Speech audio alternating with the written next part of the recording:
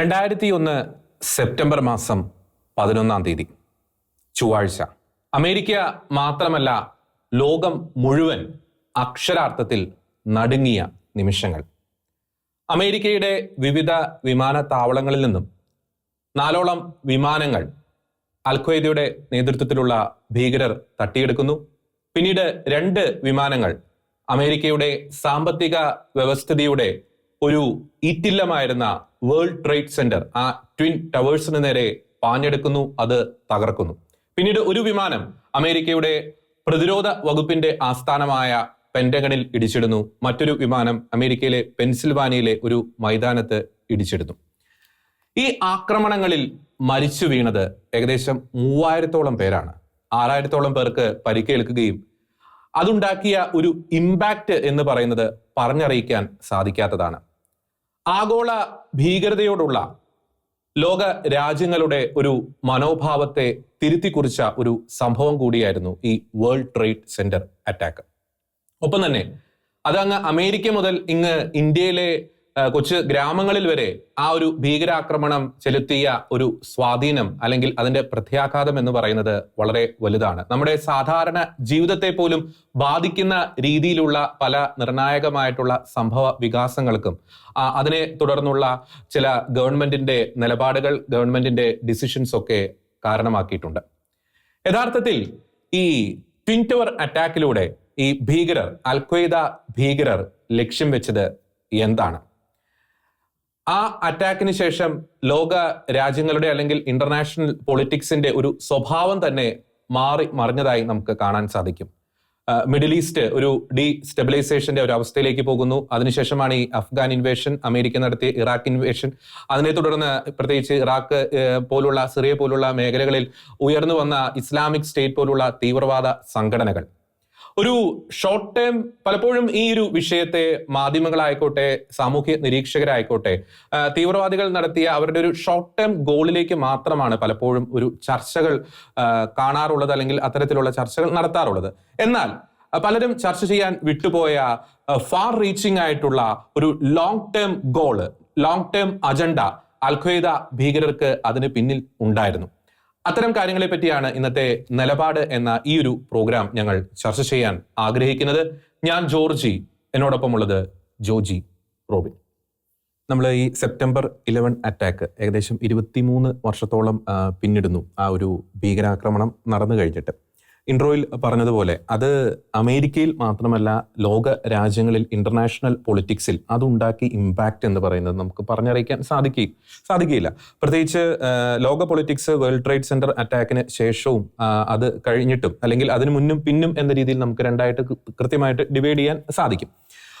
അതിനുശേഷം ഈ പറയുന്ന ഭീകരവാദികളോട് അല്ലെങ്കിൽ ഒരു ടെററിസത്തോടുള്ള അമേരിക്കയുടെ ഒരു മനോഭാവത്തിൽ കാര്യമായിട്ടുള്ള ഒരു ചേഞ്ചസ് കൃത്യമായിട്ട് സംഭവിച്ചിട്ടുണ്ട് എന്ന് നമുക്ക് മനസ്സിലാക്കാൻ സാധിക്കും.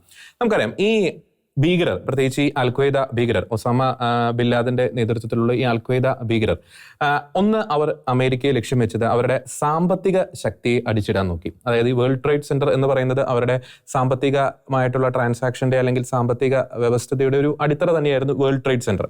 അപ്പോൾ എക്കണോമിക്കലായിട്ട് അവർ അറ്റാക്ക് ചെയ്യാൻ നോക്കി. അതിനുശേഷം അമേരിക്കൻ സമ്പദ് വ്യവസ്ഥയിൽ ഉണ്ടായ ഒരു ഗുരുതരമായിട്ടുള്ള ഇമ്പാക്റ്റ് എന്ന് പറയുന്നത് വളരെ ഭീകരമാണ്. 2, ഇവരുടെ പ്രതിരോധ വകുപ്പ്, അതായത് ഈ പെന്റഗണ് നേരെ അവർ അറ്റാക്ക് നടത്തുന്നു.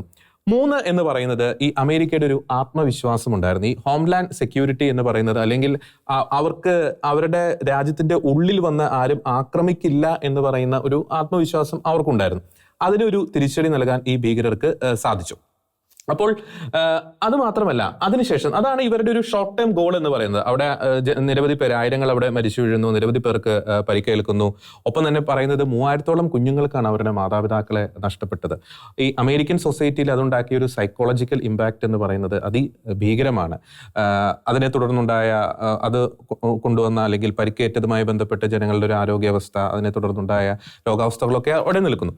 ഞാൻ സൂചിപ്പിക്കാൻ ആഗ്രഹിക്കുന്നത് അവർ ലക്ഷ്യം വെച്ച ഒരു ലോങ് ടേം ഗോളാണ്. പ്രത്യേകിച്ച് അമേരിക്കയുടെ കാര്യത്തിൽ പിന്നീട് തീർച്ചയായിട്ടും അറിയാം, നമ്മൾ പല ഭീകരാക്രമണങ്ങളും അല്ലെങ്കിൽ ഭീകര സംഘടനകളെ എടുത്ത് പരിശോധിക്കുകയാണെങ്കിൽ അവർക്ക് കൃത്യമായിട്ട് അറിയാം. ഇപ്പൊ ഹമാസിന്റെ കേസാണെങ്കിൽ ഹമാസിന് കൃത്യമായിട്ട് അറിയാം അവിടെ ഇസ്രായേലിനെ അടിച്ചു കഴിഞ്ഞാൽ ഇസ്രായേൽ തിരിച്ചടിക്കും എന്നറിയാം. അത് തന്നെയാണ് ആഗ്രഹിക്കുന്നത്. ആ ഇസ്രായേൽ തിരിച്ചടിക്കുമ്പോൾ ആ മേഖല ഡീസ്റ്റെബിലൈസ് ചെയ്യപ്പെടും, അവിടെ ഒരു ഇരവാദം മുഴക്കാൻ സാധിക്കും, അവിടെ ഒരു സംഘർഷാവസ്ഥ മുതലെടുത്ത അഭയാർത്ഥി പ്രവാഹമൊക്കെ കൃത്യമായിട്ട് നടത്താൻ സാധിക്കും. ഇത് തന്നെയാണ് ഇവർ ട്വിൻ ടവർ അറ്റാക്കിലൂടെയും ഇവർ ലക്ഷ്യം വെച്ചത്. അമേരിക്ക എന്തായാലും തിരിച്ചടിക്കുമെന്ന് കൃത്യമായിട്ട് അറിയാം. തുടർന്ന് അമേരിക്ക നടത്തിയ അഫ്ഗാൻ ഇൻവേഷൻ, പിന്നെ ഈ പറയുന്ന ട്വിൻ ടവർ അറ്റാക്കിന്റെ ഒരു പേര് പറഞ്ഞ് അതിനുശേഷം ഈ ജോർജ് ബുഷ് നടത്തിയ ഇറാഖ് ഇൻവേഷൻ, അതിലൂടെ അമേരിക്കൻ സമ്പദ് വ്യവസ്ഥയ്ക്കുണ്ടായ ഒരു നഷ്ടം എന്ന് പറയുന്നത് ട്രില്യൺ കണക്കിന് ഡോളറാണ് ഇത്തരം ഇൻവേഷനിലൂടെ അമേരിക്കയ്ക്ക് ഇൻവെസ്റ്റ് ചെയ്യപ്പെടേണ്ടി വന്നത്. ഒപ്പം തന്നെ നിരവധി പേർക്ക് അവർക്ക് ജീവൻ നഷ്ടപ്പെടുന്നു.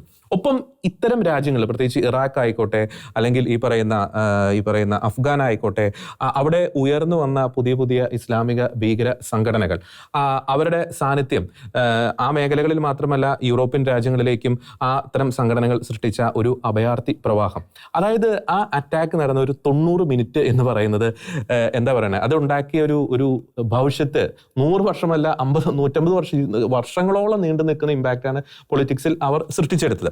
അപ്പോൾ എൻ്റെ ചോദ്യം ഇതാണ് റോബിൻ, ഒരു പ്ലാനിങ് അല്ലേ, ഒരു ക്രൂക്കഡ് ആയിട്ടുള്ള വളരെ എന്താ പറയുക ഒരു പ്രൊഫഷണൽ ആയിട്ടുള്ള ഒരു പ്ലാനിങ് ഇതിന് പിന്നിൽ കൃത്യമായിട്ട് നടന്നിട്ടുണ്ട്. നമുക്ക് ഒസാമ ബിൻ ലാദനാണ് അതിന് നേതൃത്വം നൽകിയതെങ്കിലും നമുക്കറിയാം ഈ KSM എന്ന് വിളിക്കപ്പെടുന്ന ഖാലിദ് ഷെയ്ഖ് മുഹമ്മദ്, അയാളാണ് ഇതിന്റെ ഒരു സ്ട്രാറ്റജി ഒക്കെ പ്ലാൻ ചെയ്തത്. അയാൾ ഇപ്പോഴും ഈ അമേരിക്കയുടെ ഗോണ്ടനാമോ ജയിലിലുണ്ട്. അദ്ദേഹത്തിന്റെ ഈ ട്രയൽ ഇപ്പോഴും നടന്നുകൊണ്ടിരിക്കുന്നു. അതിനെ സംബന്ധിച്ച് ചില ശ്രദ്ധേയമായിട്ടുള്ള ഡെവലപ്മെന്റ് കഴിഞ്ഞ മാസങ്ങളിലൊക്കെ സംഭവിച്ചിരുന്നു. അപ്പോൾ ഒരു പ്രൊഫഷണൽ ആയിട്ടുള്ള പ്ലാനിങ് അവിടെ നടന്നിട്ടുണ്ടെന്നത് വ്യക്തമാണ്. ഞാൻ ഒരു പോയിന്റ് കൂടി സൂചിപ്പിച്ച റോബിനിലേക്ക് വരാം. അതായത് ഈ നമ്മൾ ഇതിനെ ചർച്ച ചെയ്യാൻ ഈ ഇന്നത്തെ കാലഘട്ടത്തിൽ ഒരു പ്രധാനപ്പെട്ട ഒരു പ്രസക്തി കൂടിയുണ്ട് ജോജി. അതായത് ഈ അറ്റാക്കിന് പിന്നിൽ പ്രവർത്തിച്ചവരെല്ലാം നയിച്ചത് എന്ന് പറയുന്നത് ഒരു ആന്റി ജൂയിഷ് ഒരു വികാരമായിരുന്നു. അതായത് അമേരിക്ക ഇസ്രായേലിനെ സപ്പോർട്ട് ചെയ്യുന്നു, അമേരിക്ക മിഡിൽ ഈസ്റ്റിൽ നടത്തുന്ന ഇന്റർവെൻഷൻസ്, അതാണ് ഈ ഒസാമ ബിൻ ലാദനെ ഈ പറയുന്ന ഖാലിദ് ഷെയ്ഖ് മുഹമ്മദിനെ ചൊടിപ്പിച്ചത്. അപ്പോൾ നമ്മൾ ഇന്നത്തെ ഒരു സാഹചര്യത്തിൽ ചിന്തിച്ചു നോക്കുമ്പോൾ ഇസ്രായേൽ മേഖല വളരെയധികം കലുഷിതമായിക്കൊണ്ടിരിക്കുന്ന ഒരു സാഹചര്യത്തിലൊക്കെ ഈ ട്വിൻ ടവർ അറ്റാക്ക്, അതിന് പിന്നിൽ ഈ ഭീകരവാദികൾ നടപ്പാക്കിയ ഒരു അജണ്ട, അത് കുറെ കൂടി ഒരു ഗൗരവത്തിൽ ഒരു ചർച്ച ചെയ്യേണ്ട ഒരു കാലഘട്ടത്തിലൂടെയല്ലേ നമ്മൾ ഈ കടന്നുപോയിക്കൊണ്ടിരിക്കുന്നത്? നമ്മൾ ശരിക്കും ഇതിനെ പരിശോധിക്കുമ്പോൾ 9/11 അറ്റാക്കിന് ശേഷം തീവ്രവാദം വർദ്ധിക്കുകയാണോ ചെയ്തത് അതോ കുറയുകയാണോ ചെയ്തത് എന്നൊരു ചോദ്യമുണ്ട്. തീവ്രവാദം ലോകമാസകലം സ്പ്രെഡ് ചെയ്തു. 9/11 ശേഷം അമേരിക്ക തീവ്രവാദത്തിനെതിരെ അത് ഒരു വശമാണെന്ന് വെച്ചാൽ അതുവരെ ഇന്ത്യ അടക്കമുള്ള രാജ്യങ്ങൾ പലപ്പോഴും തീവ്രവാദത്തെക്കുറിച്ച് പറയുന്നുണ്ട് എങ്കിലും അമേരിക്ക ഒരിക്കലും അത് കണക്കിലെടുക്കാൻ തയ്യാറായിരുന്നില്ല. പക്ഷെ 9/11 ശേഷം തീവ്രവാദത്തിനെതിരെ അമേരിക്ക തന്നെ പറയുന്നുണ്ട്, ഇത് ആരെങ്കിലും തീവ്രവാദത്തെ ഹാർബർ ചെയ്യുകയോ അവരെ നറിഷ് ചെയ്യുകയോ ഒക്കെ ചെയ്തു കഴിഞ്ഞാൽ അവര് ശത്രുക്കളാണ്, അവർക്കെതിരെ എല്ലാം നടപടി ഉണ്ടാകും എന്നടക്കമുള്ള അമേരിക്ക പറയുന്നുണ്ട്. പക്ഷേ ഈ 9/11 തീവ്രവാദ ആക്രമണത്തിന് ശേഷം തീവ്രവാദം വളരുകയല്ലാതെ കുറഞ്ഞിട്ടില്ല, നടപടികളും അതുപോലെ വളരുകയല്ലാതെ കുറഞ്ഞിട്ടില്ല. ഇത് വളരെ വലിയൊരു യുദ്ധം, ലോകത്തെ തന്നെ സ്പ്ലിറ്റ് ചെയ്ത് നിർത്തുന്ന വളരെ വലിയൊരു യുദ്ധമായിട്ട് ഇത് മുന്നോട്ട് പോയിക്കൊണ്ടിരിക്കും. ഇനി നമുക്ക് ശരിക്കും പരിശോധിക്കേണ്ടത് ഇമ്മീഡിയറ്റ് ആയിട്ട് ഈ 9/11 അറ്റാക്ക് കഴിഞ്ഞതിന് ശേഷം അമേരിക്ക ലോകമാസകലം തീവ്രവാദ പ്രസ്ഥാനങ്ങളുടെയും തീവ്രവാദികളുടെയും ബാങ്ക് അക്കൗണ്ടുകൾ മരവിപ്പിക്കുക, അവർക്ക് എവിടുന്നൊക്കെ ഫണ്ടിങ് വരുന്നുണ്ടോ അതെല്ലാം ഇല്ലാതാക്കുക എന്നതടക്കമുള്ള പല നടപടികളും സ്വീകരിച്ചു. ഇതിനുള്ള ഏറ്റവും ശ്രദ്ധേയമായിട്ടുള്ളത് 236ഓളം പ്രധാനപ്പെട്ട തീവ്രവാദികളുടെ അസറ്റുകൾ അമേരിക്കയിൽ സീസ് ചെയ്തു. 2 പ്രധാനപ്പെട്ട ഒരുപാട് തീവ്രവാദ സംഘടനകളുടെ അസറ്റുകൾ അമേരിക്കയിൽ സീസ് ചെയ്തു. അപ്പൊ നമുക്കൊരു ചോദ്യം വരും, എങ്ങനെയാണ് അമേരിക്കയിൽ ഇത്രയും പ്രധാനപ്പെട്ട തീവ്രവാദികൾക്ക് അസറ്റ് ഉണ്ടായത്? എങ്ങനെയാണ് ഇത്രയും തീവ്രവാദ സംഘടനകൾക്ക് അസറ്റ് ഉണ്ടായത്, അമേരിക്കയിൽ അസറ്റ് ഉണ്ടായത്? അവിടുന്നാണ് ശരിക്കും ഇത് നമ്മൾ പരിശോധിക്കാൻ തുടങ്ങേണ്ടത്. കാരണം 1979 മുതൽ 1989 വരെ അഫ്ഗാൻ ഇൻവാഷൻ നടത്തി. എന്ന് വെച്ചാൽ അത് കഴിഞ്ഞ ഉടനെ സോവിയറ്റ് യൂണിയൻ ഡിസിൻറ്റഗ്രേറ്റ് ചെയ്തു, തകർന്നു. അതുവരെ സോവിയറ്റ് യൂണിയൻ അഫ്ഗാൻ ഇൻവാഷൻ നടത്തി. ഈ സോവിയറ്റ് യൂണിയന്റെ അഫ്ഗാൻ ഇൻവാഷനെ തകർക്കാനും അമേരിക്ക ഉപയോഗിച്ച മാർഗം എന്ന് പറയുന്നത് അഫ്ഗാനിസ്ഥാനിൽ തീവ്രവാദം വളർത്തുക എന്നുള്ളത് തന്നെയായിരുന്നു. അവിടെ ഫണ്ട് ചെയ്ത ആളുകൾ സൗദി അറേബ്യ, പാകിസ്ഥാൻ, ഇതിന്റെ ഏറ്റവും പുറകിൽ US. ഈ 3 ശക്തികളും കൂടെ സോവിയറ്റ് യൂണിയനെ തകർക്കാൻ വേണ്ടി ഉണ്ടാക്കി. അവിടുന്നാണ് താലിബാൻ ഉദയം ചെയ്യുന്നു, അവിടുന്ന് അൽ ഖ്വയ്ദ ഉദയം ചെയ്യുന്നു. 1980 മുതൽ ഏകദേശം അൽ ഖ്വയ്ദ ഉദയം ചെയ്തു തുടങ്ങി അവിടെ അഫ്ഗാനിസ്ഥാനിൽ. പാകിസ്ഥാന്റെ മദ്രസകളിൽ നിന്നും പഠിച്ചിറങ്ങിയ ആളുകളാണ് ഇതിന്റെ പിന്നിൽ പ്രവർത്തിച്ച ബുദ്ധി കേന്ദ്രങ്ങൾ. അപ്പൊ ഇത് വളരെ കൃത്യമാണ്. ഇങ്ങനെ നറീഷ് ചെയ്തു. സോവിയറ്റ് യൂണിയൻ തകർന്നു. സോവിയറ്റ് യൂണിയൻ തകർന്നു കഴിഞ്ഞപ്പോൾ പിന്നെ അമേരിക്കയുടെ അപ്രമാദിത്യമായി, ലോകം മുഴുവൻ അമേരിക്കയുടെ അപ്രമാദിത്യമായി. ഒരാളും അമേരിക്കയെ എതിർക്കാൻ പിന്നെ ലോകത്തില്ല. ആ സമയത്താണ് 9/11 തീവ്രവാദികൾ പ്ലെയിൻ ഇടിച്ചു കയറ്റുന്നത്. അത് തീവ്രവാദികൾക്ക് കൊടുത്ത വളരെ വലിയൊരു ബൂസ്റ്റിംഗ് ഉണ്ട്. എന്ന് വെച്ചാൽ ഇത്രയും ശക്തമായ അമേരിക്കയെ ഒരു നിമിഷം കൊണ്ട് ഒന്നും ഇല്ലാതാക്കാൻ തീവ്രവാദത്തിന് കഴിഞ്ഞു എന്ന് പറയുന്ന ഒരു സാധനമുണ്ട്. അത് ശരിക്കും തീവ്രവാദത്തിന് വളമാവുകയാണ്. ഇപ്പം നമ്മൾ പറഞ്ഞു, ഇസ്രായേലില് 1200 പേരുടെ കൊല്ലാൻ കാരണമായിട്ടുള്ള ഹമാസിന്റെ ആക്രമണം, അതുപോലും ഉദയം ചെയ്യുന്നതിന്റെ അടിസ്ഥാനം എന്ന് പറയുന്നത് ഈ ഒരു വലിയ ഹോപ്പാണ്. കാരണം എന്ന് വെച്ചാൽ ലോകത്തെ മുഴുവൻ മുൻപിലയിൽ നിർത്തി തീവ്രവാദത്തിന്റെ ശക്തി എന്താണെന്ന് കാണിച്ചു കൊടുത്ത് അവരുണ്ടാക്കിയ ഒരു ഇമ്പാക്റ്റ് ഉണ്ട്. ആ ഇമ്പാക്റ്റാണ് ഇന്നും ലോകത്തെ തീവ്രവാദം പടർന്ന് പന്തലിച്ച് നിൽക്കുന്നതിന്റെ ഒരു അടിസ്ഥാനം നമുക്ക് പറയാൻ പറ്റും. കാരണം തീവ്രവാദം കൊണ്ട് അവരുദ്ദേശിക്കുന്ന ഒരുപാട് കാര്യങ്ങൾ നേടാൻ കഴിയുന്നു. മറ്റൊന്നുകൊണ്ടും നേടാൻ കഴിയാത്ത ഒരുപാട് കാര്യങ്ങൾ തീവ്രവാദം കൊണ്ട് നേടാൻ കഴിയും. നമുക്കറിയാം, ഇന്ന് അമേരിക്ക ഒന്ന് ആവശ്യപ്പെട്ടാൽ മുന്നിൽ വന്ന് നിൽക്കാത്ത ഏത് ഇസ്ലാമിക രാജ്യമാണുള്ളത്? ഒരു ഇസ്ലാമിക രാജ്യമില്ല. എല്ലാ ഇസ്ലാമിക രാജ്യത്തിന്റെയും തലപ്പത്തിരിക്കുന്നത് മുഴുവൻ അമേരിക്കയെ അനുസരിക്കുന്ന ഭരണാധികാരികൾ മാത്രമാണ്. ഇറാൻ പോലും, ഇറാൻ പറഞ്ഞു ഇസ്രായേലിനെ ഞങ്ങൾ ഉടനെ ആക്രമിക്കും, അല്ലെങ്കിൽ ഞങ്ങൾ ഇഷ്ടമുള്ളപ്പോൾ ആക്രമിക്കും എന്നെല്ലാം പറഞ്ഞു. ഇന്ന് കേൾക്കാൻ പോലും ഇല്ല. ഇറാനെ തീർത്ത് കളയെന്ന് പറഞ്ഞപ്പോഴത്തേന് ഇറാൻ പേടിച്ച് മാളത്തിൽ ഒളിച്ചു. ഇറാൻ പോലും ഈ ലോകത്തിലെ എല്ലാ ഇസ്ലാമിക രാജ്യങ്ങളും, എല്ലാ രാജ്യങ്ങളിലെ ഈ തലപ്പത്തിരിക്കുന്ന ആളുകൾ മുഴുവൻ അമേരിക്ക അംഗീകരിക്കുന്നവരാണ്. അമേരിക്ക എന്ത് പറഞ്ഞാലും കേൾക്കുന്നവരാണ്. പക്ഷേ ഈ രാജ്യങ്ങളിലെ ഒരു പൗരൻ പോലും അമേരിക്കയെ സ്നേഹിക്കുന്നവരില്ല എന്നുള്ളതും വളരെ വലിയൊരു യാഥാർത്ഥ്യമാണ്. അപ്പോൾ ഇതിന്റെ അടിസ്ഥാനം എന്ന് പറയുന്നത് ഈ അമേരിക്ക അനുസരിക്കുന്ന ഈ രാജ്യങ്ങൾ തന്നെയാണ് ഈ തീവ്രവാദത്തിന് ലോകമാസകലം ഫണ്ട് ചെയ്യുന്നത്. ഇവർ തന്നെയാണ് ഇത് ഫണ്ട് ചെയ്യുന്നത്, വേറെ ആരുമല്ല. അപ്പോൾ തീവ്രവാദം ഈ 9/11 ശേഷം വളരെയധികം പടർന്ന് പന്തലിച്ചു. കാരണം അവർക്ക് മനസ്സിലായി ഈ തീവ്രവാദം കൊണ്ട് അവർക്ക് ഒരുപാട് നേടാൻ കഴിയുമെന്നുള്ളത്. അപ്പോൾ അതിനുശേഷമാണ് ഐസിസിന്റെ എല്ലാം വരവ്. എത്രയോ ലക്ഷക്കണക്കിന് ആളുകളെ, ഇന്നും കണക്കില്ല എത്ര പേരെ കൊന്നു കളഞ്ഞതിന് കണക്കില്ല. ലോകത്ത് പല രാജ്യങ്ങളിലും തീവ്രവാദം മുട്ടി നിന്ന ആളുകളെ എല്ലാം കൂടെ ലോകത്തിന്റെ ഒരു ഭാഗത്ത് എത്തിച്ചേച്ചിട്ട് അവിടെ ഇട്ട് പല രാജ്യങ്ങളും എല്ലാ രാജ്യങ്ങളും കൂടെ കൂടി കൊന്നു കളഞ്ഞു. കാരണം ഈ 2003 ബുഷ് ഇതിനെ ഇൻവേഡ് ചെയ്യാനുള്ള പ്രധാനപ്പെട്ട കാരണം ഈ 9/11 അറ്റാക്കുമായി ബന്ധപ്പെട്ട് ഈ പ്രതികളെ ചോദ്യം ചെയ്തപ്പോൾ എന്തോ ഒരു കണക്ഷൻ ഇറാഖുമായിട്ട് ഉണ്ട് എന്ന് സ്ഥാപിച്ചെടുത്തു. കാരണം ബുഷിന് ഓൾറെഡി ചില വ്യക്തിപരമായ താല്പര്യങ്ങൾ ഉണ്ടായിരുന്നു. അതിന്റെ പേരിൽ ഇറാഖ് ഇൻവേഡ് ചെയ്യുന്ന അവിടെ രാസായുധങ്ങൾ ഉണ്ടെന്ന് പറയുന്നു. പക്ഷേ രാസായുധങ്ങളൊന്നും കണ്ടെടുക്കാൻ സാധിച്ചില്ല. അമേരിക്ക പണ്ടെങ്ങാണ്ട് ഇറാഖിന് കൊടുത്ത ചില രാസായുധങ്ങൾ, ചില ഭാഗങ്ങൾ പഴകി ദ്രവിച്ച ചില ഭാഗങ്ങൾ മാത്രമേ അവിടെ ലഭിച്ചിട്ടുള്ളൂ. ആ ഇൻവേഷൻ എന്ന് പറയുന്ന റോബിൻ സൂചിപ്പിച്ചതുപോലെ IS-ന്റെ ആവിർഭാവം, അവിടെ ആഭ്യന്തര കലാപം, മറ്റ് ഇസ്ലാമിക തീവ്രവാദ ശക്തികളുടെ ഒരു ജനനം, അതിലേക്കൊക്കെ അത് നയിച്ചു. 9/11 എന്ന് പറയുന്ന ഒരു ബ്രീഡിംഗ് പോയിന്റ് ആയിട്ട് മാറി. ബ്രീഡിംഗ് പോയിന്റ്, കാരണം അവർക്ക് വളരെ ഹോപ്പായി. കാരണം അത് കൊടുത്ത ഇമ്പാക്ട് എന്ന് പറയുന്നത് വളരെ വലിയതാണ്. അതുപോലെ ജോർജ് ഇവിടെ നമ്മൾ ചേർത്ത് വായിക്കേണ്ട കുറച്ച് കാര്യങ്ങൾ കൂടി ഉണ്ട്. ശരിക്കും നമുക്കറിയാം, ഈ അമേരിക്ക 1980-കളിൽ സോവിയറ്റ് യൂണിയനെതിരെ പോരാടാൻ വേണ്ടി അവർ തന്നെ സൃഷ്ടിച്ചതാണ് ഈ ഒസാമ ബിൻ ലാദൻ. മനസ്സിലാക്കേണ്ട ഫാക്ടറുണ്ട്. ഈ പറയുന്ന താലിബാനും അവർ തന്നെ സൃഷ്ടിയാണ് ശരിക്കും. അപ്പൊ നമുക്കറിയാം, കോൾഡ് വാർ ഇറാൻ അങ്ങോട്ട് കടന്നു കഴിഞ്ഞപ്പോൾ അമേരിക്കയ്ക്ക് മനസ്സിലായി ഇനി ഞങ്ങളെ തകർക്കാൻ അല്ലെങ്കിൽ ഞങ്ങളോടൊന്ന് എന്താ പറയുക മുട്ടി നിൽക്കാൻ ആരും വേണമെന്ന അവസ്ഥയിൽ. അപ്പോൾ ഒരു സുപ്രീം പവർ എന്ന രീതിയിൽ അല്ലെങ്കിൽ ഒരു സോൾ പവർ എന്ന രീതിയിലേക്ക് US മാറുകയാണ് ശരിക്കും. പക്ഷെ അവിടെയാണ് ഈ 9/11 അവരുടെ സകല ഒരു കോൺഫിഡൻസ് തകർത്ത് കളയുന്നത്. അതായത് സെക്കൻഡ് വേൾഡ് വാറിന് ശേഷം ഇത്ര ബ്രൂട്ടലി അമേരിക്ക അറ്റാക്ക് ചെയ്യപ്പെട്ട ഒരു സംഭവം ഉണ്ടായിട്ടില്ല. അമേരിക്ക ജനത, ഇവിടെ കർത്തകൾ പറഞ്ഞു, അമേരിക്കൻ ജനതയ്ക്ക് അറിയാം ഒന്നിനും ഇനിയിപ്പോൾ അനുഗ്രഹ ജീവികൾ വന്നാൽ പോലും ഞങ്ങളെ ഒന്നും ചെയ്യാൻ പറ്റും ആ രീതിയിലുള്ള ഒരു അവസ്ഥയിലേക്ക് എത്തിയായിരുന്നു ഇവിടെ. അവിടെയാണ് അവർ വളരെ സിവിയർലി വളരെ ദയനീയമായിട്ട് അവർ അറ്റാക്ക് ചെയ്യപ്പെട്ടു. അമേരിക്കയ്ക്ക് ഒന്നും ചെയ്യാൻ സാധിച്ചില്ല. നമ്മൾ മനസ്സിലാക്കേണ്ട മറ്റു 2-3 പ്രധാനപ്പെട്ട ഫാക്ടറുകളുണ്ട്. ഇവിടെ നമ്മൾ കണ്ടു ശരിക്ക് ഈ പല തീവ്രവാദ സംഘടനകളുടെ ഇതിന്റെ ഒരു ഫോർമേഷൻ എന്ന് പറഞ്ഞത് ഇപ്പോൾ ഈ സൂപ്പർ പവേഴ്സാണ്. നമ്മൾ ആരെയും കുറ്റം പറയുന്നില്ല. അമേരിക്ക ആയിക്കോട്ടെ, US ആയിക്കോട്ടെ, യൂറോപ്പ് ശക്തികളായിക്കോട്ടെ, ഇതിന്റെ എല്ലാം ഇനി എടുത്തു നോക്കൂ, ഈ തീവ്രവാദ സംഘടനകളുടെ എല്ലാം ബാങ്കിങ് സിസ്റ്റവും അതെല്ലാം പ്രവർത്തിക്കുന്നത് അമേരിക്കയിലും അതുപോലെ യൂറോപ്യൻ രാജ്യങ്ങളിലുമാണ്. ഇനി മറ്റൊരു കാര്യം, ഇനി ഇത്തരം തീവ്രവാദ സംഘടനയെ കൊണ്ട് ഇപ്പൊ ഞാൻ അതിന്റെ ഒരു വലിയൊരു ദൂഷ്യത്തിലേക്ക് വരികയാണ്. നമ്മൾ കണ്ടു ഈ IS-ന്റെ ഉദയം കണ്ടു. IS-ന്റെ ആ ഒരു ഫോർമേഷനോടുകൂടി സംഭവിച്ചത് കൊണ്ട് യൂറോപ്പിലേക്കെല്ലാം തീവ്രവാദികൾ അല്ലെങ്കിൽ ഞാൻ പറഞ്ഞ ഈ അഭയാർത്ഥികൾ എന്ന് പറഞ്ഞു വരുന്നതിൽ പലരും തീവ്രവാദികളായി മാറുന്നു. അവർക്ക് എന്നാ പറയുക വലിയൊരു ഈ അവരുടെ ബന്ധമുണ്ട്. അങ്ങനെ യൂറോപ്പ് ആകെപ്പാടെ ഒരു വലിയ അരാജകാവസ്ഥയിലേക്ക് പോകുന്നു. മറ്റൊരു കാര്യം മനസ്സിലാക്കാൻ അറിയും, ഇവിടെ നമ്മൾ ഇസ്രയേല് പാലസ്തീൻ യുദ്ധത്തിന്റെ വലിയ ഭീഷണിയിലുള്ളത് നമ്മൾ എന്താ കാണുന്നത്? ഇറാൻ യുദ്ധം ചെയ്യുന്നില്ല. ഇറാൻ അവരുടെ പ്രോക്സികൾ ഉപയോഗിക്കുന്നു പറയുന്നു. ആരാ ഈ പ്രോക്സികൾ?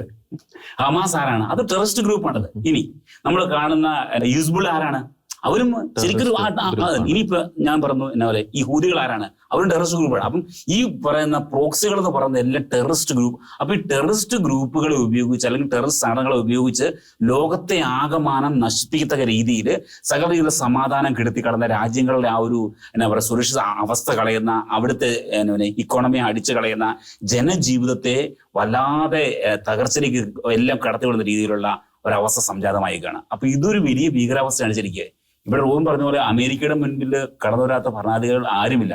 പക്ഷെ അവരാരും ഇതൊന്നും ചെയ്യാൻ തയ്യാറാകുന്നില്ല. അല്ലെങ്കിൽ മറ്റൊരു രീതി പറയുകയാണെങ്കിൽ അങ്ങനെ ആയുധം ഉപയോഗിച്ചുകൊണ്ട് ഈ ഒരു റാഡിക്കലായിട്ടുള്ള ഐഡിയകളെ നമുക്ക് പെട്ടെന്ന് അങ്ങോട്ട് തുടച്ചു നീക്കാൻ സാധിക്കുകയില്ല. അതേ പറയുകയാണ്, മതമൗലികവാദത്തെ, റിലീജിയസ് എക്സ്ട്രീമിസത്തെ ഒരിക്കലും ആയുധം ഉപയോഗിച്ചോ ശക്തി ഉപയോഗിച്ചോ നമ്മുടെ പവർ ഉപയോഗിച്ചോ നമുക്ക് ഒരിക്കലും നമുക്ക് അവരെ മാറ്റാൻ സാധിക്കുകയില്ല. അവിടെയാണ് ആശയങ്ങളുമായി പോരാടേണ്ട ആവശ്യം വരുന്നത്. എന്നാൽ ഈ ആശയങ്ങൾ അവിടെ പോരടിക്കാൻ ആരും തയ്യാറാകുന്നില്ല. ഞാൻ പറയും എന്തുകൊണ്ടാണ്? ഞാൻ പറഞ്ഞു, ഇപ്പൊ നമ്മൾ ആദ്യം കണ്ടു ഈ ഒരു ടെററിസ്റ്റ് ഗ്രൂപ്പുകളിലൊക്കെ ആദ്യം കാണുന്ന ലക്ഷ്യം അവിടെ രാജ്യത്തെ പ്രവർത്തനം മാത്രമായിരുന്നു, അല്ലെ? അല്ലെങ്കിൽ മറ്റൊരു പറയുകയാണെങ്കിൽ ഈ ഒസാമ ബിൻ ലാദൻ അവകാശപ്പെട്ടത് ഞാൻ മുസ്ലിങ്ങളായിട്ടുള്ള രാജ്യങ്ങളെ സംരക്ഷിക്കാൻ ആഗ്രഹിക്കുന്നു, അല്ലെങ്കിൽ അവരുടെ ജനത്തെ ഞാൻ സംരക്ഷിക്കാൻ ആഗ്രഹിക്കുന്നു, അവരെ ഉപദ്രവിക്കുന്നത് ഞാൻ ഉപദ്രവിക്കും. ഇപ്പൊ ഞാൻ പറയുന്നതാണ്, ഇപ്പം US അറ്റാക്ക് ചെയ്യാൻ കാരണം US ഇറാഖിലെ ഇടപെടലാണ് ശരിക്കും, അല്ലെ? എന്ന് പറഞ്ഞു തുടങ്ങിയ ഭീകര സംഘടനയുടെ ഒരു ചെറിയ എന്നാ പറയുക ആ ഒരു തുടക്കം ഇപ്പൊ നമ്മൾ കാണുന്ന അറിയോ, അവരുടെ ആശയങ്ങൾ മാറി. ഒരു രാജ്യമല്ല, അവർക്കൊരു ഗ്ലോബലി അവർക്ക് അവരുടേതായ ആ ഒരു വിശ്വാസത്തിൽ അല്ലെങ്കിൽ അവരുടേതായ ആശയങ്ങൾ സ്വീകരിക്കുന്ന ഒരു വലിയ ഒരു അവസ്ഥ സംജാതമാക്കണം. ലോക ഓർഡറിനെ തന്നെ, ലോകത്തിന്റെ ക്രമത്തെ തന്നെ മാറ്റിമറിക്കണം. അത് അവരുടെ ഇഷ്ടം പോലെ മാത്രം, അവരുടെ നിയമം പോലെ മാത്രമേ പോകാം. ആ അവസ്ഥയിലേക്ക് എത്തി. അത്രമാത്രം ഒരു അപകടകരമായ അവസ്ഥയിൽ ലോകം എത്തിയിരിക്കുന്നത്. ഇപ്പൊ ഞാൻ മറ്റൊരു ചെറിയ കാര്യം പറയാൻ ഉദ്ദേശിക്കുന്നത്, നമുക്കറിയാം ഇന്ത്യയിൽ അല്ലെ കേരളത്തില് സ്ലീപ്പർ സെല്ലുകൾ തളച്ചു വളർന്നു. ഞാൻ പറയുന്നത് അല്ലെ, ഈ ആഗോളപരമായ തീവ്രവാദവുമായി ബന്ധപ്പെട്ട് അതിന്റെ പ്രവർത്തനം, അതിന്റെ ശക്തീകരണവുമായി ബന്ധപ്പെട്ടാണ് കേരളത്തിൽ ഇത്തരം പ്രവർത്തനങ്ങൾ എല്ലാം ഉണ്ടാകുന്നത്. കേരളം ഇന്ന് ഹബ്ബാന്നാ പറയുന്നത്. കേരളം ഇന്ന് ഹബ്ബാണ്, തെളിവുകളുണ്ട്, പക്ഷെ ആരും സമ്മതിക്കുകയില്ല, ആരും അന്വേഷിക്കാൻ തയ്യാറാണ്. അപ്പം നമ്മളും ഇപ്പൊ നമ്മുടെ ചർച്ച നടത്തുമ്പോൾ നമ്മൾ പറയുന്ന കാര്യങ്ങൾ അമേരിക്കയിലെ, യൂറോപ്പിലെയോ, ചൈനയിലെയോ, റഷ്യയിലെയോ അല്ല, മറിച്ച് ഇന്ത്യയിലെ, ഇവിടെ കേരളത്തിലെ നമ്മളായിരിക്കുന്ന ഈ നാട്ടിലെ ഇത്രമാത്രം സജീവമാണ് ഇവരുടെ സെല്ലുകൾ, ഇവിടെ പ്രവർത്തനം. ഇവർക്കെല്ലാം ബന്ധമുണ്ട്, ഇവർക്കെല്ലാം അൽഖയ്ദയുമായിട്ട് ബന്ധമുണ്ട്, ഇവർക്ക് ഇപ്പോൾ ഹമാസുമായിട്ട് എല്ലാവരുടെ ബന്ധമുണ്ട് ശരിക്കും. പക്ഷെ ഉണ്ടോന്ന് വെച്ചാൽ ഉണ്ടോ, ഇല്ലെന്ന് വെച്ചാൽ ഇല്ല. ആരും അതിനെക്കുറിച്ച് അന്വേഷണം നടത്താനോ, അതാണ് പ്രശ്നവും. അത് കറക്റ്റാണ്.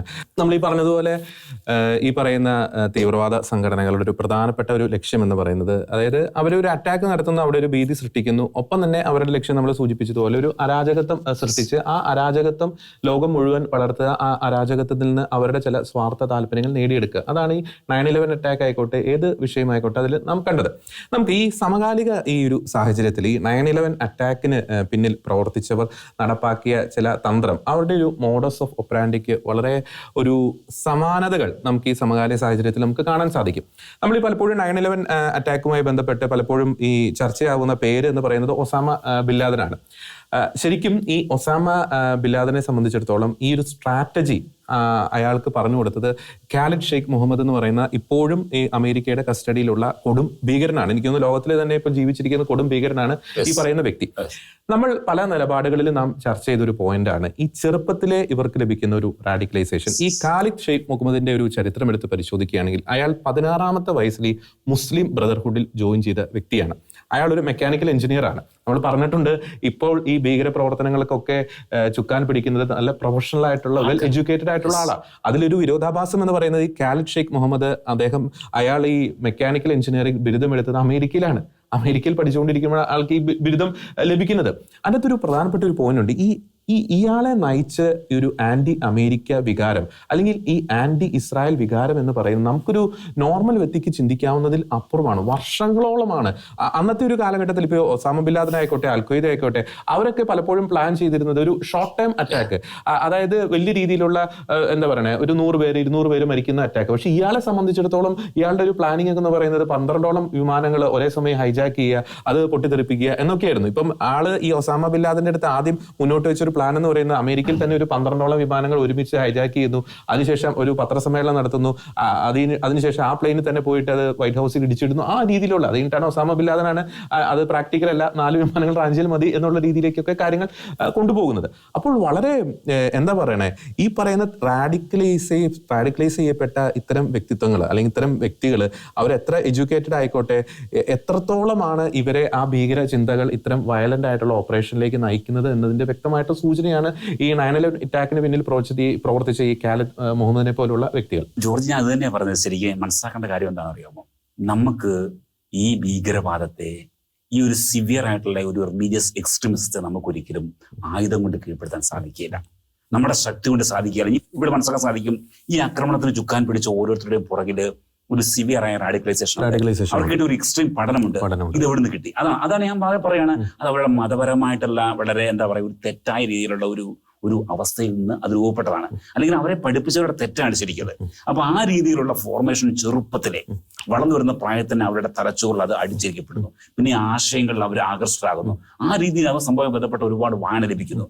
പിന്നെ അവരെ നയിക്കുന്നത് ശരിക്കും എന്താ പറയാ, ഒരു നശീകരണത്തിന്റെ അവസ്ഥയിലേക്കാണ് അവർ പോകുന്നത്. അപ്പൊ അവരുടെ തലച്ചോറിലാണ് ഇത്തരം ആശയങ്ങൾ ഉരുത്തിരിയുന്നത്. പിന്നെ അവർ അതിന് ഫോം ചെയ്യുന്നു. അങ്ങനെ അവർ ഗ്രൂപ്പ് ഉണ്ടാക്കുന്നു. അപ്പോൾ പലപ്പോഴും മനസ്സിലാക്കണം, ഇതൊക്കെ അവര് ശരിക്കും അവർക്ക് ഇതിനെക്കുറിച്ചുള്ള വലിയൊരു ഡീപ്പായ ചിന്തയൊന്നുമില്ല. അവർക്ക് അവരുടെ ഒരു ചെറിയ ലക്ഷ്യങ്ങൾ മാത്രമേ ഉള്ളൂ. ഇതിനെക്കുറിച്ച് ആസൂത്രണം ചെയ്തവരുടെ മനസ്സിലാണ് ശരിക്ക് എന്താ പറയുക, വളരെ തീവ്രമായ ചിന്തയുള്ളത്, വലിയ നശീകരണമുള്ളത്, അല്ലെങ്കിൽ മാനവരാശിയെ തന്നെ അവരുടെ ആശയത്തിലേക്ക് കൊണ്ടുവരാൻ വേണ്ടി തങ്ങൾ പറയുന്ന ആ വഴിയിലൂടെ മാത്രമേ ലോകം, അതാണ് അവരുടെ ചിന്ത. ഒരു ഗ്ലോബലി തങ്ങൾ പറയുന്ന ആശയങ്ങൾ മാത്രമാണ് ശരി, അതേ ആശയത്തിലൂടെ മാത്രം പോവുക, ഇല്ലാത്തവൻ കൊല്ലപ്പെടണം, ഇല്ലാത്തവൻ ഉണ്ടാകാൻ പാടില്ല. അതാണ് ജോർജി ശരിക്കും ഇത്തരം ഈ ഒരു പ്രവർത്തനങ്ങളുടെ എല്ലാ റൂട്ട് എന്ന് പറയുന്നത്. ഇതിനുള്ളിൽ നമ്മൾ ശരിക്കും നമ്മൾ എടുത്ത് പരിശോധിക്കുമ്പോൾ ഈ കുരിശ് യുദ്ധത്തെക്കുറിച്ച്, ചരിത്രത്തിൽ കുരിശ് യുദ്ധത്തെക്കുറിച്ച് പറയുന്നുണ്ട്. ഈ കുരിശ് യുദ്ധം നടന്ന ഈ കാലം കൊണ്ട് ഇസ്ലാം ലോകത്തിന്റെ പല ഭാഗങ്ങളിലും അന്നത്തെ ഇസ്ലാം ഏകദേശം 300 മുകളിൽ ചെറുതും വലുതുമായിട്ടുള്ള യുദ്ധങ്ങൾ നടത്തി എന്നൊരു വശമുണ്ട്. അന്നത്തെ അതേ സ്ട്രാറ്റജി ഇന്ന് ഉപയോഗിക്കുന്നത് തീവ്രവാദത്തിലൂടെയാണ്. കാരണം നമുക്കറിയാം, നൈജീരിയയിൽ ക്രിസ്ത്യൻസിനെതിരെ അവിടെ ഒരു തീവ്രവാദ സംഘടനയുണ്ട്. ആഫ്രിക്കയിലെ പല രാജ്യങ്ങളിലും ക്രിസ്ത്യൻസിനെതിരെ പോരാ, അവിടെയെല്ലാം തീവ്രവാദ സംഘടനയുണ്ട്. നമുക്കറിയാം സിറിയയിൽ എങ്ങനെ ക്രിസ്ത്യൻസിനെ കൊല നടത്തി, അവിടെ ഐസിസ്. അതുപോലെ തന്നെ ഇറാഖില് ഐസിസ്. അതുപോലെ തന്നെ ഇപ്പം ഇതേ തീവ്രവാദികൾ യൂറോപ്പിലേക്ക് കൂടി, അവിടെയും ക്രിസ്ത്യൻസിനെതിരെ തീവ്രവാദികൾ. എന്നുവെച്ചാൽ ആ സ്ട്രാറ്റജി പണ്ടും ഇന്നും ഒരു കോമൺ കോസിൽ നിന്ന് ഈ സ്ട്രാറ്റജി ഉത്ഭവിക്കുന്നു, അത് കൃത്യമായി നടപ്പിലാക്കപ്പെടുന്നു. അപ്പോൾ ഇതുപോലെ മുസ്ലിം ബ്രദർഹുഡ് ഈജിപ്തില് എത്രയോ ക്രൂരമായ പീഡനങ്ങൾ നടത്തി. അപ്പോൾ ഈ കോമൺ സ്ട്രാറ്റജിയാണ് തീവ്രവാദത്തിന്. ഈ 9/11 നമ്മൾ എടുത്ത് പരിശോധിക്കുമ്പോൾ ഈ 9/11 ബൂസ്റ്റ് എവിടെ നിന്ന് കിട്ടിയെന്ന് വെച്ചാൽ, ഇത്രയും വലിയ USSRനെ അടിച്ചിടാന് ഇവർക്ക് കഴിഞ്ഞതിന്റെ ഒരു ആത്മവിശ്വാസമുണ്ട് ഇവർക്ക് കിട്ടിയത്. പിന്നെ അവരുടെ ആ ഒരു സ്ട്രാറ്റജി പിന്നെ അങ്ങ് വളരുകയാണ് ലോകം മൊത്തം. പിന്നെ ലോകത്തെ മുഴുവൻ അവരുടെ ഒരു അജണ്ട എന്ന് വെച്ചാൽ ഒരു ഇസ്ലാമിക തീവ്രവാദികളുടെ അജണ്ട, ഇസ്ലാമൈസേഷന്റെ ഒരു അജണ്ട പിന്നീട് പൊട്ടിപ്പുറപ്പെടുന്നത് ലോകം മുഴുവൻ അങ്ങ് പൊട്ടിപ്പുറപ്പെടുകയാണ് ഈ തീവ്രവാദത്തിലൂടെ. നമുക്കറിയാം, കേരളം പോലും അതിന്റെ ഒരു ഹബ്ബായി മാറിയ ചരിത്രമുണ്ട്. ഇവിടെയാണ് യഥാർത്ഥത്തിൽ എന്തുകൊണ്ട് നമ്മൾ ഇസ്രായേലിന്റെ ആക്രമണത്തെ സപ്പോർട്ട് ചെയ്യുന്നു എന്നുള്ളതിന്റെ ഏറ്റവും അടിസ്ഥാനപരമായ വസ്തുത ഇവിടെയാണ് കിടക്കുന്നത്. കാരണം ഇന്ന് ഇസ്ലാമിക തീവ്രവാദത്തിനെതിരെ ഏറ്റവും ശക്തമായി നിലകൊള്ളുന്നത് ഇസ്രായേലാണ്. ഇസ്രായേൽ വളരെ ശക്തമായി നിലകൊള്ളുന്നു. ഇപ്പോൾ ഗാസയില് ഹമാസ് തീവ്രവാദികൾക്കെതിരെ അവർ നടപടിയെടുത്തു. ഇനി അടുത്തത് പലസ്തീനിലെ വെസ്റ്റ് ബാങ്കിലേക്ക് നടപടിയെടുക്കാൻ പോകുന്നു. ഇതുകൂടാതെ ഇനി ഹിസ്ബുള്ളക്ക് എന്താണെങ്കിലും ഹിസ്ബുള്ളയുടെ മുകളിൽ അവർ ബോംബിടും. സിറിയയിൽ ഒരുപാട് തീവ്രവാദ സംഘടനകളുണ്ട്, അവരെല്ലാം ആക്രമിക്കും. ഇറാനെ ആക്രമിക്കുകയോ കീഴടക്കുകയോ എന്നുള്ളതിനുള്ളിൽ വലിയ ഇതില്ല. കാരണം അത് അമേരിക്ക ഒരു ഇൻട്രസ്റ്റ് ആണ്. എന്ന് വെച്ചാൽ സുന്നി ഷിയ ഒരു കൗണ്ടർ ബാലൻസിന്റെ ഒരു ഭാഗമാണ് ഇറാൻ. ഇറാനെ കംപ്ലീറ്റ് തകർത്ത് അവർ കളയില്ല ഒരിക്കലും. അവരൊരു റെജീം, അമേരിക്കയെ എതിർക്കുന്ന റെജീം അവിടെ ഉണ്ടാകാൻ പാടില്ല എന്നുള്ളൊരു ഇൻട്രസ്റ്റ് ആണ് അവർക്കുള്ളത്. പക്ഷെ അവർ കംപ്ലീറ്റ് തകർന്നില്ല. പക്ഷെ ഈ തീവ്രവാദ ഗ്രൂപ്പുകൾക്ക് മുഴുവൻ എതിരെ ഇവർ നടപടി എടുത്തിരിക്കും. എന്ന് വെച്ചാൽ കഴിഞ്ഞിടയ്ക്ക് ഈ നഫ്താലി ബെന്നറ്റ്, ഇസ്രായേലിന്റെ മുൻ പ്രധാനമന്ത്രി നഫ്താലി ബെന്നറ്റ്, അദ്ദേഹം പറഞ്ഞ ഒരു ഇന്റർവ്യൂവിൽ അദ്ദേഹം പറഞ്ഞൊരു കാര്യമുണ്ട്. അമേരിക്ക 2ാം ലോക മഹായുദ്ധത്തിൽ ജപ്പാനെ തോൽപ്പിക്കാൻ ഹിരോഷിമയിൽ നാഗസാക്കിയിലും അല്ലാതെ അവരുടെ 66ഓളം സിറ്റികൾ അവര് നാമാവശേഷമാക്കി കളഞ്ഞു അമേരിക്ക, ജപ്പാനെ തോൽപ്പിക്കാൻ വേണ്ടി. എന്ന് വെച്ചാൽ ഒരു വിക്ടറിക്ക് വേണ്ടി അമേരിക്ക അത്രയും ചെയ്തു. അപ്പോൾ ഞങ്ങൾ തീവ്രവാദത്തെ അമർച്ച ചെയ്യാൻ അതുപോലെ തന്നെ ചെയ്യും എന്ന് പറഞ്ഞ് അങ്ങനെ ഒരു എന്ന് വെച്ചാൽ നമ്മൾ വിചാരിക്കും ബെഞ്ചമിൻ നെതന്യാഹു മാത്രമാണ് അവിടെ തീവ്രവാദത്തിന് ഇത്ര ശക്തമായി നിൽക്കുന്നത്. അല്ല, മുൻ പ്രധാനമന്ത്രി അയാൾ എന്നിട്ട് പറഞ്ഞത് ഇതൊന്നുമല്ല, ഞങ്ങൾ ഇതിന്റെ ഒരു ഞാൻ ഇതിന്റെ ഒരു 5 or 6 ഇരട്ടിയാണ് ഞാൻ ഉദ്ദേശിക്കുന്നത്. ഇവർ വളരെ ലാഗ് ചെയ്യാണ് ആക്രമണം. അങ്ങനെയാണ് അവർ ഉദ്ദേശിക്കുന്നത്. അവർ എല്ലാം സപ്പോർട്ടാണ് ഇതിന്. അപ്പോൾ അതുകൊണ്ടാണ് നമ്മൾ പലപ്പോഴും ഇസ്രായേലിനെ സപ്പോർട്ട് ചെയ്യുന്നത്. ഈ തീവ്രവാദം ഒരു സ്ട്രാറ്റജിയുടെ ഭാഗമാണ്, അല്ലാതെ തീവ്രവാദം വളരെ പൊട്ടിമുളയ്ക്കുന്നില്ല. നമ്മൾ കണ്ടു ഇവിടെ ഗാസ ഹമാസ് തീവ്രവാദികൾ ഇസ്രായേലിനെ ആക്രമിച്ചു. ഇവിടെ എത്ര പേര് അതിനെ അപലപിച്ചു? ആരും അപലപിക്കാനുണ്ടായില്ല. ഇതൊരു കൃത്യമായ സ്ട്രാറ്റജിയുടെ ഭാഗമാണ്. ഈ തീവ്രവാദ പ്രവർത്തനങ്ങൾ മുഴുവൻ കൃത്യമായ സ്ട്രാറ്റജിയുടെ ഭാഗമാണ്. അതുകൊണ്ട് തന്നെ അതിനെ എതിർക്കുന്നവരെല്ലാം നമ്മൾ സപ്പോർട്ട് ചെയ്യുകയും ചെയ്യുന്നു എന്നുള്ളതാണ് ഇതിന്റെ വശം. ഓക്കെ, അത് കറക്റ്റാണ്. കാരണം എന്ന് വെച്ചിട്ടുണ്ടെങ്കിൽ ഈ ഒക്ടോബർ 7 ഒരു അറ്റാക്ക് നടന്നപ്പോൾ ഇസ്രായേലിലൊരു ഉദ്യോഗസ്ഥൻ പറയുകയുണ്ടായി, ഞങ്ങളുടെ ഒരു 9/11 ആണ് ഈ ഒക്ടോബർ 7 സംഭവിച്ചത് എന്ന് പറയുകയുണ്ടായി. അവസാനം ഒരു പോയിന്റ് കൂടി ചൂണ്ടിക്കാണിച്ചിട്ട് നമുക്ക് കൺക്ലൂഡ് ചെയ്യാമെന്ന് എനിക്ക് തോന്നുന്നു. നമ്മൾ പലപ്പോഴും പല വിഷയങ്ങൾ, ഇപ്പം നിലപാടായിക്കോട്ടെ, ബിഗ് ഡിബേറ്റിലായിക്കോട്ടെ, ഈ അഭയാർത്ഥികൾ സൃഷ്ടിക്കുന്ന ഒരു പ്രശ്നം കൃത്യമായ മോണിറ്ററിംഗ് ഇല്ലാതെ ഇസ്ലാമിക ഭൂരിപക്ഷ രാജ്യങ്ങളിൽ നിന്നും യൂറോപ്പിലേക്കും അമേരിക്കയിലും ഒക്കെ വരുന്ന അഭയാർത്ഥികൾ സൃഷ്ടിക്കുന്ന ഒരു പ്രശ്നത്തെ പറ്റി ചർച്ച ചെയ്യുകയുണ്ടായി. ഈ 9/11 ഒരു പശ്ചാത്തലത്തിൽ ഒരു സമാനമായിട്ടുള്ള ഒരു ആശങ്ക അല്ലെങ്കിൽ അന്ന് നടന്ന ഒരു സംഭവം പ്രേക്ഷകരുടെ ശ്രദ്ധയിലേക്ക് കൊണ്ടുവരാൻ ഞാൻ ആഗ്രഹിക്കുകയാണ്. ഈ 9/11 അറ്റാക്കിന് വേണ്ടിയിട്ട് ഇവർ ശരിക്കും പറഞ്ഞാൽ സാധാരണ ഒരു ഹൈജാക്കിംഗ് എന്ന് പറയുന്നത് തീവ്രവാദികളെ റിക്രൂട്ട് ചെയ്ത് പ്ലെയിൻ്റെ ഉള്ളിൽ കയറ്റി അവർ തന്നെ ഭീകരാന്തരീക്ഷം സൃഷ്ടിക്കുന്നു. പക്ഷേ 9/11 സംബന്ധിച്ചിടത്തോളം ഇവർക്ക് 4 പൈലറ്റുമാർ വേണ്ടിയിരുന്നു. കാരണം അവർ ഉദ്ദേശിക്കുന്ന സ്ഥലത്തേക്ക് ഇടിച്ച് പ്ലെയിൻ കയറ്റിയിടാൻ അല്ലെങ്കിൽ ഇടിച്ചിറക്കാൻ വേണ്ടി 4 പൈലറ്റുമാരെ വേണ്ടി വന്നിരുന്നു. ഈ പൈലറ്റുമാർ വന്നത് എവിടെ നിന്നാണ് എന്ന് നമ്മൾ കൃത്യമായി പരിശോധിക്കുമ്പോൾ ജർമ്മനിയിലെ ഹാംബർഗ് സെല്ല് എന്ന് പറയുന്ന ഒരു ഗ്രൂപ്പുണ്ട്, റാഡിക്കലൈസ് ചെയ്യപ്പെട്ട ഒരു ഗ്രൂപ്പ്. ആ ഗ്രൂപ്പിന്റെ ഭാഗമായിട്ടുള്ള 4 പേരാണ് ഈ പൈലറ്റ് ഗ്യാങ്ങിൽ ഉണ്ടായിരുന്നത്. അവരുടെ പേരെന്ന് പറയുന്നത് ഒന്ന് മുഹമ്മദ് ആറ്റ, ഒന്ന് മർവൻ അൽ ഷഹി, സിയാദ് ജാറ, ഒപ്പം തന്നെ റാൻസി ബിനാൽ ഷഹീബ്. ഈ 4 പേരുടെയും ഒരു പ്രത്യേകത എന്ന് പറയുന്നത്, ഇപ്പം സമയപരിമിതി പോലെ ഈ മുഹമ്മദ് ആറ്റയുടെ കാര്യം മാത്രം ഞാൻ സൂചിപ്പിക്കുകയാണ്. ഇയാൾ ഈ കെയ്റോയിൽ ഈ ആർക്കിടെക്ചറൽ എഞ്ചിനീയറിംഗ് ഗ്രാജുവേറ്റ് ആയിട്ടുള്ള ഒരു വ്യക്തിയാണ്. അപ്പോൾ ഈ കെയ്റോയിൽ ഉണ്ടായിരുന്ന സമയത്ത് ഒരു ജർമ്മൻ ഫാമിലിയായിട്ട് പരിചയപ്പെടുന്നു. ആളെ ജർമ്മനിയിലേക്ക് കൊണ്ടുവരാമോ അല്ലെങ്കിൽ ജർമ്മനിയിലേക്ക് കൊണ്ടുപോകാമോ എന്ന് ചോദിക്കുന്നു. ജർമ്മൻ ഫാമിലി മനസ്സലിവ് തോന്നി. നമുക്കറിയാം യൂറോപ്പിൽ ഒരു സഹിഷ്ണുതയുള്ളവരാണ്, മനസ്സലിവ് ഉള്ളവരാണ്. ഇയാളെ ജർമ്മനിയിലേക്ക് കൊണ്ടുവരുന്നു. അവിടെ ജർമ്മൻ യൂണിവേഴ്സിറ്റിയിൽ അയാൾ ഈ ഹയർ എഡ്യൂക്കേഷനുമായിട്ട് ബന്ധപ്പെട്ട കാര്യങ്ങൾക്ക് ജോയിൻ ചെയ്യുന്നു. അവിടെ വെച്ച് റാഡിക്കലൈസ് ചെയ്യപ്പെടുന്നു. സമാനമായിട്ട് ഈ പറയുന്ന മറ്റ് വ്യക്തികൾ, ഈ റാംസി ബിനാൽ ഷഹീബ്, ഒപ്പം തന്നെ ഈ മർവാൻ അൽ ഷഹി. ഈ റംസി എന്ന് പറയുന്ന വ്യക്തി യമനിലാണ് ജനിച്ചത്, ജർമ്മനിയിലേക്ക് വരുന്നു. ഈ അഭയാർത്ഥിയുമായിട്ട് ബന്ധപ്പെട്ട ഒരു ആപ്ലിക്കേഷനൊക്കെ കൊടുത്ത് അഭയത്തിനുള്ള ആപ്ലിക്കേഷനൊക്കെ കൊടുത്ത് ജർമ്മനിയിലേക്ക് വരുന്നു. അവിടെ വെച്ച് റാഡിക്കലൈസ് ചെയ്യപ്പെടുന്നു. മർവാൻ അൽ ഷഹീം ഇതുപോലെ തന്നെ UAE സ്വദേശിയാണ്. ഈ പറയുന്ന വ്യക്തിയും ഒരു അഭയാർത്ഥിയുടെ രൂപത്തിൽ അല്ലെങ്കിൽ ഒരു അസൈലം ആപ്ലിക്കേഷൻ ഒക്കെ കൊടുത്ത് ഇവിടേക്ക് വരുന്നു. പിന്നെ അടുത്തത് സിയാദ് ജാറ, ഈ പറയുന്ന വ്യക്തിയും ഇതുപോലെ തന്നെയാണ്. അപ്പോൾ ഇതിൻ്റെ അകത്ത് 2 കോമൺ ഫാക്ടറാണ് നമുക്ക് ഇതിൻ്റെ അകത്ത് കാണാൻ സാധിക്കുന്നത്. ഒന്ന്, ഒരു മോണിറ്ററിംഗും ഇല്ലാതെ ജർമ്മനിയിലേക്ക് വന്ന ഇത്തരം രാജ്യങ്ങളിൽ നിന്ന് വന്നവർ അവിടെ വെച്ച് ഇവർ റാഡിക്കലൈസ് ചെയ്യപ്പെടുന്നു. വളരെ പ്രധാനപ്പെട്ട അടുത്തൊരു പോയിന്റ് എന്ന് പറയുന്നത്, ഇവർ 4 പേരും വന്നത് ഹയർ എഡ്യൂക്കേഷന്റെ മറവിലാണ്. നമുക്കറിയാം ഇപ്പം അമേരിക്കൻ യൂണിവേഴ്സിറ്റികളിലും മറ്റ് യൂറോപ്പിലെ കലാലയങ്ങൾ കേന്ദ്രീകരിച്ച് വിദ്യാർത്ഥികളെ ഉപയോഗപ്പെടുത്തി ഈ പറയുന്ന റാഡിക്കലൈസ് ചെയ്യപ്പെട്ട ഗ്രൂപ്പുകൾ സൃഷ്ടിക്കുന്ന അരക്ഷിതാവസ്ഥ നമുക്ക് കൃത്യമായിട്ട് അറിയാൻ സാധിക്കുന്നതാണ്. അപ്പോൾ അതുമാത്രമല്ല, ഇവർ മീറ്റ് ചെയ്ത ജർമ്മനിയിൽ ഒരു മോസ്ക് ഉണ്ടായിരുന്നു, അൽ ഖുദ്സ് മോസ്ക് എന്ന് പറയുന്ന ഒരു മോസ്ക് ജർമ്മൻ പോലീസൊക്കെ 2010 അടച്ചുപൂട്ടി. അപ്പോൾ ഇത് കൃത്യമായിട്ടൊരു മുന്നറിയിപ്പാണ് ശരിക്കും പറഞ്ഞാൽ നൽകുന്നത്. അതായത് നമ്മൾ ഈ അഭയാർത്ഥികളെ സ്വീകരിക്കുമ്പോൾ, മറ്റ് രാജ്യങ്ങളിൽ അഭയാർത്ഥികളെ സ്വീകരിക്കുമ്പോൾ പിന്നീട് അവർ ഇവിടെ നടത്തുന്ന ഒരു പ്രവർത്തനങ്ങൾ, അവരെങ്ങനെ റാഡിക്കലൈസ് ചെയ്യപ്പെടുന്നു, ഇതൊക്കെ എന്തുകൊണ്ട് അവിടെ അന്നത്തെ ഭരണകൂടം അല്ലെങ്കിൽ ഭരണ സംവിധാനങ്ങൾ, നിയമ സംവിധാനങ്ങൾ എന്തുകൊണ്ട് മുൻകൂട്ടി കണ്ടില്ല എന്നതും അവിടെ ഒരു വസ്തുതയാണ്. രണ്ടാമത്തെ ഒരു പോയിന്റ് കൂടി പറഞ്ഞ് അവസാനിപ്പിക്കുകയാണ്. ഈ പറയുന്ന, നമ്മൾ പലപ്പോഴും ചിന്തിക്കും അന്നത്തെ ഈ 2001 കാലഘട്ടത്തിൽ ഈ പറയുന്ന 19ഓളം തീവ്രവാദികളാണ് ഈ പ്ലെയിൻ ഹൈജാക്കിങ് ആയിട്ട് ബന്ധപ്പെട്ട് അതിന് പിന്നിൽ പ്രവർത്തിച്ചത്. അവർക്ക് എങ്ങനെ അമേരിക്കയിലേക്ക് കയറാൻ പറ്റി എന്നൊരു ചോദ്യം അവിടെ അവശേഷിക്കുന്നുണ്ട്.